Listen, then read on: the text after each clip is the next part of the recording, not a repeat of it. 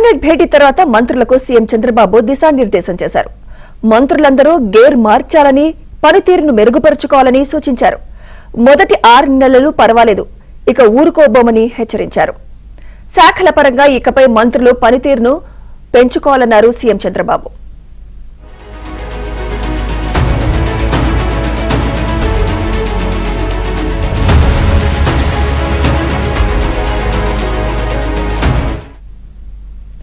December వరకు files clearance లో మంత్రుల పనితీరును సీఎం చంద్రబాబు చదివి వినిపించారు. ఫైల్స్ ను వేగంగా క్లియర్ చేయాలని మంత్రులకు సూచించారు.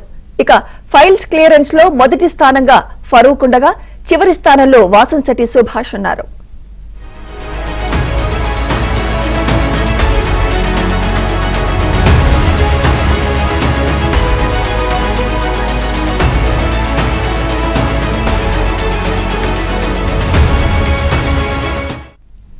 ఇక సీఎం చంద్రబాబు 6వ స్థానంలో ఉన్నారు.